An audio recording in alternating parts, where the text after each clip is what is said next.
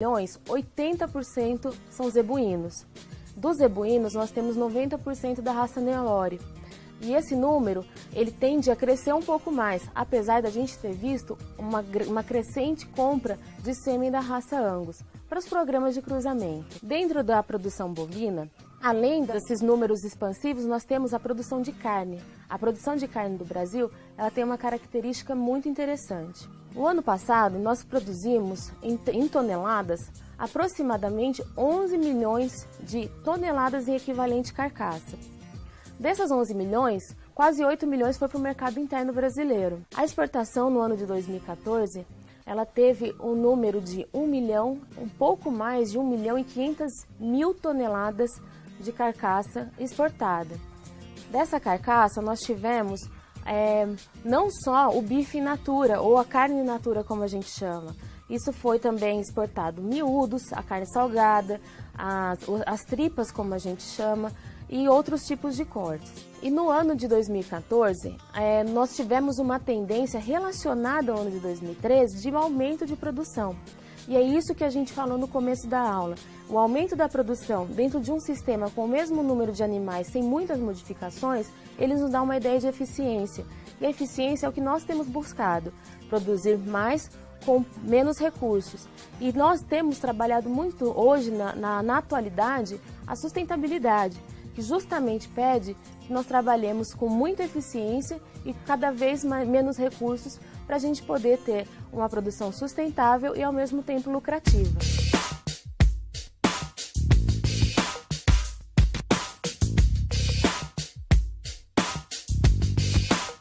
Dentro dos nossos sistemas, a gente sempre discute a nutrição, o ganho de peso, mas e a reprodução? A reprodução é extremamente importante dentro de um sistema de produção. A reprodução, ela nos dá a ideia do número de proles, do número de animais que são produzidos e, além disso, ela nos dá a ideia de biotecnologia, ou seja, como que a gente pode aumentar essa produção com o mesmo número de animais base, animais núcleo. A reprodução, então, ela tem várias características e vários números que nos dão uma ideia de quanto ela é importante. A reprodução, ela significa maior número de animais, ela significa lucratividade, melhoramento genético, e essa é uma parte extremamente importante. Por que o melhoramento genético? Quando você reproduz o seu animal, você consegue observar dentro do seu rebanho qual foi o melhoramento em termos populacionais de um ano para o outro, que é o ganho genético. O ganho genético, eu vou dar um exemplo para vocês. Se no ano passado, no ano de 2014, a minha população de bovinos de 12 meses, por exemplo, tinha em torno de 200 quilos, e nesse ano eu consegui, na mesma época, uma mesma população de animais com 250, eu já tive um ganho genético de 50 quilos em um ano. O que isso reflete para mim? Reflete mais carcaça, mais carne, mais musculosidade, uma melhor qualidade do produto que eu ofereço para o mercado. O melhoramento genético, quando a gente trabalha ele na reprodução, a importância dele é o quê? É o retorno para o produtor, é o retorno que o produtor vai ter dentro do seu sistema. Além do melhoramento genético, a gente pensa nos índices zootécnicos, porque a gente utilizando melhoramento genético e a reprodução de uma forma correta, a gente vai melhorar todos os índices zootécnicos, como por exemplo, o peso a desmama, a eficiência alimentar, que a gente tem trabalhado muito, e as próprias características reprodutivas. E algumas dessas características, quais são? Nós temos, por exemplo, a eficiência reprodutiva, que ela é a característica-chave, a característica mãe, é um índice reprodutivo muito importante. Por quê? Quando eu estou observando todo o meu rebanho, a eficiência reprodutiva, ela é a interação de todas as características reprodutivas. Por exemplo, eu tenho uma estação de monta e eu quero avaliar qual que foi a eficiência dos meus animais. Então eu vou avaliar a idade ao parto, a idade ao primeiro parto, a idade à primeira cobrição, o retorno ao cio, a involução uterina ou puerpério. Nós vamos avaliar o touro separadamente. Então, o que eu quero dizer com isso, e eu gostaria que vocês prestassem bastante atenção, é que as características reprodutivas, elas nos dão uma ideia de eficiência reprodutiva e eficiência do meu sistema de produção.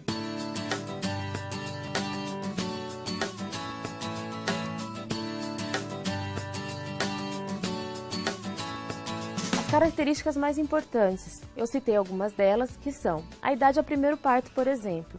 Existe uma correlação que quanto mais cedo for a idade ao primeiro parto, melhor e mais eficiente esse animal vai ser dentro do meu sistema. A idade ao primeiro parto, preconizada como uma idade ok, uma idade boa, não excelente, mas muito boa dentro de um sistema extensivo, que é a maioria no Brasil, seria de 27 a 28 meses, porque nós preconizamos a primeira cobrição aos 18 meses, com o animal aí em torno de 300 a 350 quilos. Se a gente conseguir adiantar a idade ao primeiro parto, nós conseguiremos ter mais bezerros daquela mesma vaca e conseguiremos ter mais eficiência de produção. Outra característica muito importante é o retorno ao cio, ou retorno à atividade ovariana. O que acontece? Após o parto, logo após o parto, nós temos um momento que é chamado puerpério. Acontece a involução uterina. O endométrio está voltando ao seu estado normal após a saída do bezerro. A involução uterina, nós temos aí como um período bom para que aconteça com os animais entre 20 e 30 dias. E logo após, nós temos a ideia de que seria ideal que esse animal já passasse a ciclar e a gente já pudesse inseminá-lo novamente, para a gente ter aí um outro índice muito bom, que seria a produção de bezerros, uma produção por ano, ou até menos. Em sistemas extremamente eficientes, nós temos aí uma produção de bezerros em 345 dias, por exemplo.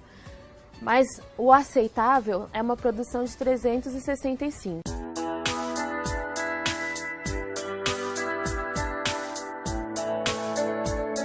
Outra característica que nós devemos prestar atenção é o peso à desmama. O peso à desmama nos mostra a habilidade materna. A habilidade materna ela tem que ser muito bem trabalhada.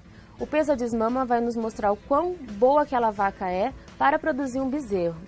E a desmama tem que acontecer entre 5 e 7 meses em sistemas extensivos, não podendo ultrapassar 8. 8 meses seria até um período um pouco longo demais dentro do sistema extensivo. E esse bezerro, sendo fêmea, ele pode tanto ir para corte, como ser um animal de reposição de novilhas, quanto ser um animal, um macho, sendo ele reprodutor, ou também um animal para corte.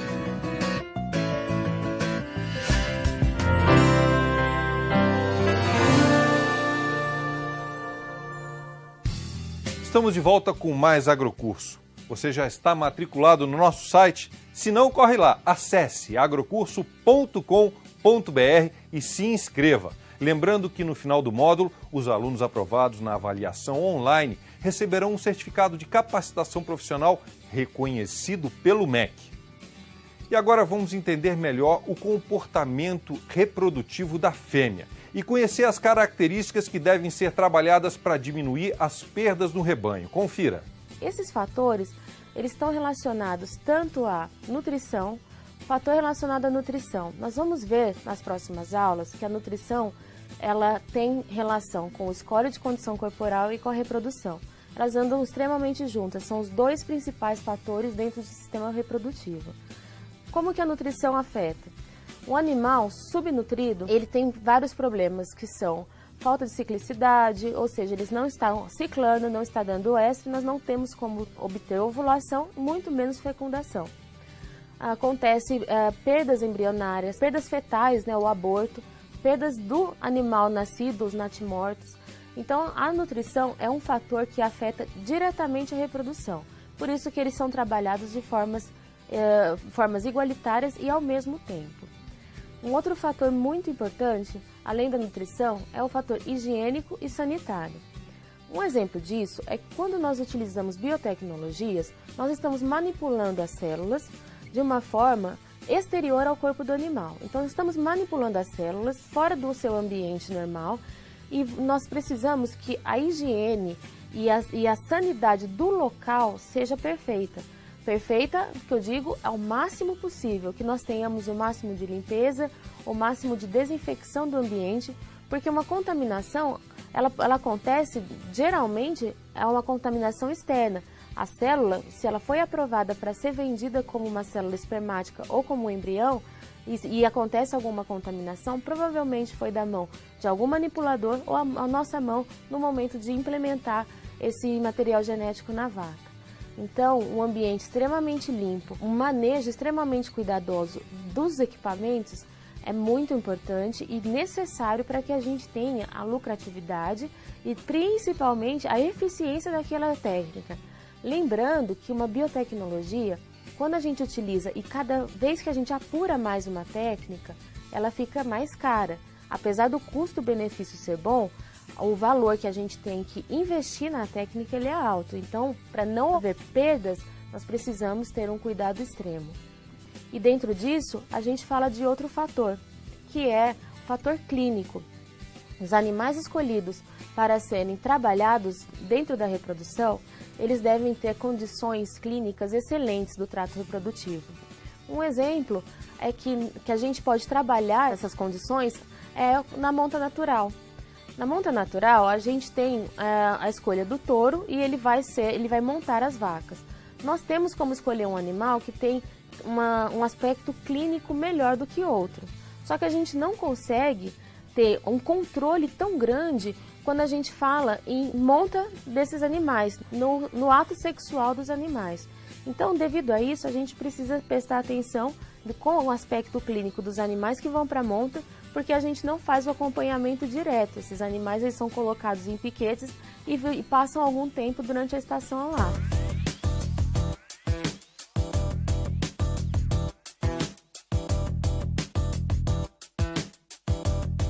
A gente fala um pouquinho sobre a inseminação artificial. No momento de inseminar, a gente precisa pegar animais que estejam com o trato reprodutivo em perfeitas condições para que esse animal geste um bezerro de forma que a gente tenha a resposta esperada. A resposta esperada de uma inseminação, ela gira aí de 85% a 90% de sucesso, né, de taxa de prenhez. Então, para a gente conseguir o mais próximo disso, ou até esses números, a gente precisa ter um ambiente clínico muito bom desses animais. Alguns outros fatores também estão relacionados. Além de nutrição, além de reprodução, nós temos que também perceber o comportamento do animal e o ambiente. Um exemplo que nós temos é quando a gente trabalha com touros. Quando você traz o touro, você faz uma reposição de touro em estação de monta e você traz de outra propriedade, é importante que esse animal passe por um período de adaptação. E não só a adaptação nutricional, que é muito importante. A adaptação tem que ser feita ambiental e com o rebanho que ele vai trabalhar, o rebanho que ele vai cobrir. Se esse animal for trazido para a fazenda já para entrar na estação de monta, ele pode ter comportamentos agressivos, não querer montar as fêmeas, não querer se alimentar por estranhar o ambiente e aí causar um estresse geral em toda a população. Aí, outro fator que gera problemas na reprodução é o estresse. Os animais que entram em estresse em estado de nervosismo, que nós chamamos, esses animais eles podem ter problemas, principalmente porque eles param de comer e até ingerir água. A gente já viu que a nutrição tem total relação com a reprodução. Animais que não comem, entram em estado de subnutrição, eles principalmente param de ciclar. E no caso dos touros, os touros quando eles perdem peso, o interesse sexual acaba diminuindo também, porque ele não tem a energia necessária para seguir com a estação de monta.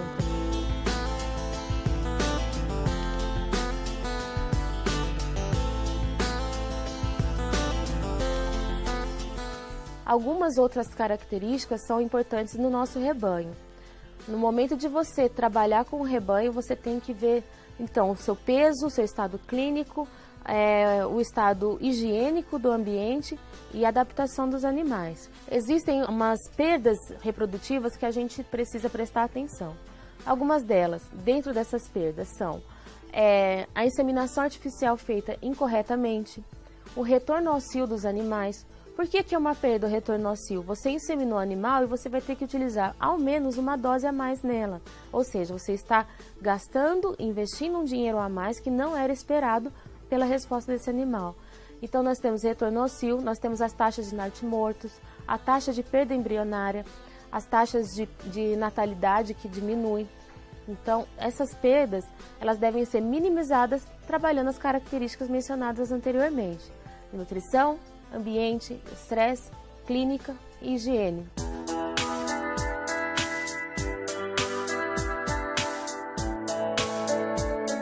Então agora nós vamos falar um pouquinho de como as fêmeas se comportam durante o seu ciclo estral. O ciclo estral da fêmea, ele gira em torno de 16 a 24 dias, com uma média de 21 dias. O estro, ele tem uma janela de 6 a 18 horas, né? E então, o período de estro do animal, o período que ele está ciclando, que ele está apto à reprodução, são de 6 a 18 horas e logo 24 a 30 horas depois esse animal está ovulando. Ou seja, se tiver espermatozoide no corpo uterino, esse animal tem muita probabilidade de emprenhar. E como que funciona isso? A fisiologia reprodutiva, ela é basicamente simples, mas ela tem que ser entendida. No hipotálamo é liberado o GNRH, que é um hormônio da reprodução, um hormônio-chave. O GNRH é o responsável por liberação e síntese na hipófise da LH e FSH. Esses dois hormônios, nós vamos falar muito sobre eles. LH é o hormônio responsável pela ovulação. O FSH é aquele responsável pelo recrutamento de novos folículos. E como eles trabalham juntos? O recrutamento acontece e o folículo dominante é aquele que vai ovular, é aquele que vai ficar apto a ser fecundado. Então, a interação entre esses hormônios é a interação base. Os ovários liberam dois tipos de hormônio, que é o estrógeno e a progesterona. O estrógeno também é relacionado ao estro e a progesterona à manutenção da gestação através do corpo lúteo. Entendendo um pouquinho sobre essa interação hormonal, a gente pode entender nas aulas a seguir, nas aulas à frente, como que funciona o sistema reprodutivo da fêmea e o porquê de algumas respostas.